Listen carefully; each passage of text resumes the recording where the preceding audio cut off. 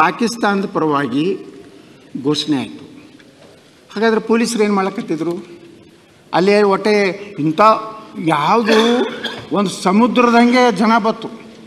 ಪಾಪ 3 ಮಂದಿ ರಾಜ್ಯಸಭಾ ಸದಸ್ಯರಾದ್ರೆ ಅಷ್ಟು ಜನ ಬಂದಿರಲಿಲ್ಲ. ಒಂದೇ ಸಮುದಾಯದವ್ರ ಒಳಗೆ ಬಂದು ಈ ರೀತಿ ಘೋಷಣೆ ಕೊಡೋದು, ಇದರ ಅರ್ಥ ಏನು? ಅಂದರೆ ಕಾಂಗ್ರೆಸ್ಸಿನ ಮಾನಸಿಕತೆ ಏನು? ಯಾವುದೋ ಒಂದು ಕೋಮನ್ನು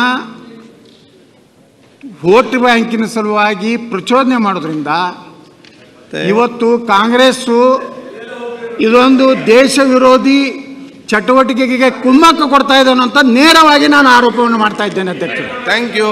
ಇವತ್ತು ಅಧ್ಯಕ್ಷರೇ, ಮೊನ್ನೆ ನೀವೊಂದು ನಿರ್ಣಯ ಮಾಡಿದ್ರಿ, ನಮ್ಮ ಕರ ನಮ್ಮ.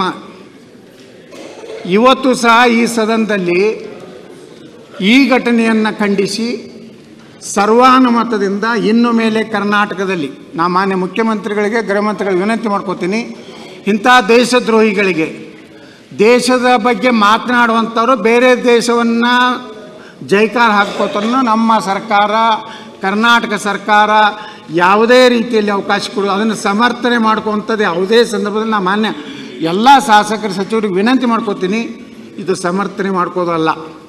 ನೀವು ಹಿಂಗೆ ಸಮರ್ಥನೆ ಮಾಡ್ಕೋತ ಬಂದೇ ಲೋಕಸಭೆಯಲ್ಲಿ ವಿರೋಧ ಪಕ್ಷ ನಾಯಕ ಸ್ಥಾನಕ್ಕೂ ಅನರ್ಹರಾಗಿದ್ದೀರಿ. ರಾಜ್ಯಕ್ಕೆ ಬಿಟ್ಟು ಬಿಡಿ.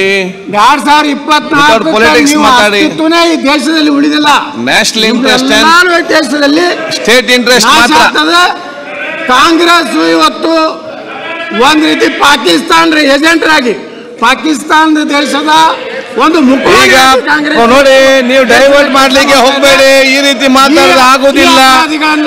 ನೀವು ನಿಮ್ಮ ಟಾರ್ಗೆಟ್ ಯಾರು, ಯಾವ ಆಲೋಚನೆ ಮಾಡಿ ರಾಜ್ಯಕ್ಕೆ ಒಂದು ಬೆಳೆಸಲಿಕ್ಕೆ ಹೋಗಬೇಡಿ. ಸ್ವಾಮಿ